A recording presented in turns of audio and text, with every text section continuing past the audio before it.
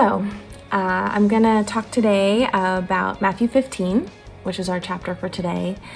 My name is Sandy Andrews, and I'm going to focus in on the section of this chapter called The Faith of the Canaanite Woman, just because this portion was always slightly troubling and challenging for me.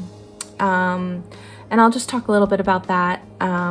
It's troubling because I think in this portion we see a little bit of a different side of Jesus, and I don't know that it's necessarily like a different side of him.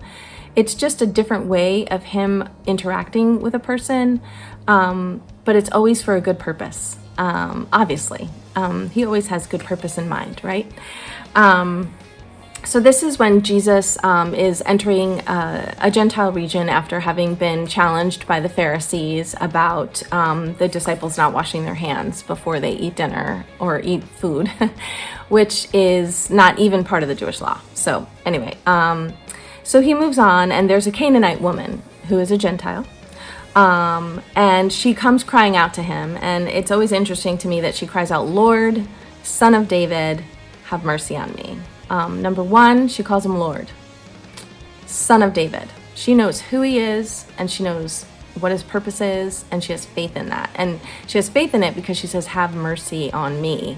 And number one, it's not her that needs necessarily the mercy, but her daughter. And she's interceding for her daughter, taking that burden on herself and saying, "Have mercy on me."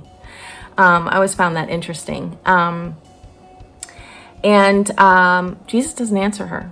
He actually doesn't say a word. And the disciples kind of tell him, like, "Hey, just give her what she wants and send her away. Like, send her on her way." But Jesus says, "I have come for the lost sheep of Israel, though. Like, I haven't come for her, for the Gentiles. I've come for the lost sheep of Israel." And she is not dissuaded by that at all. She comes right to him, kneels before him, and says, "Lord, help me." And he says, "It's not right to take the bread from the children and toss it to the dogs." And that reference is obviously the children are the children of God, Jews, the children of Israel. And the dogs in this scenario are the Gentiles. And it's pretty rough. And it appears to be pretty rough.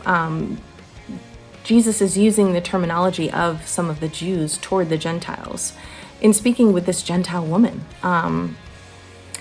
And she's still not swayed at all, not defeated. She says, "Yeah, that's true. But even the dogs eat the crumbs that fall from the master's table." And Jesus says, "Woman, you have great faith." Can you imagine Jesus saying that to you? You have great faith. I'm challenged by this woman because she's initially not answered. Jesus doesn't say anything. He's silent to her request. And then she's called a dog. And I know that Jesus is not, he is not trying to be derogatory or sort of offensive. What he's trying to do is show everyone around, he knows this woman has great faith. He knows she's not going to be dissuaded or phased or swayed in any way and just kind of walk away with her head hung low. He knows she's going to be persistent. He knows it. And in kind of not answering her and being somewhat offensive toward her, she stays and she proves her faith. And he says, "Woman, you have great faith." And to my knowledge, just based on what I've read about this chapter, according to the experts, this is really the only person in the Bible that Jesus says this to directly. "You have great faith."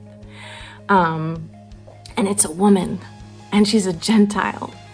So, I mean, in that time period, that would have been like mind-blowing, I think, and revolutionary. And so My challenge that I always experience is when I make a request and I cry out to the Lord and He doesn't answer me right away. What's my response going to be? Am I going to walk away with my head hung low, or am I going to continue to cry out? Have a great day.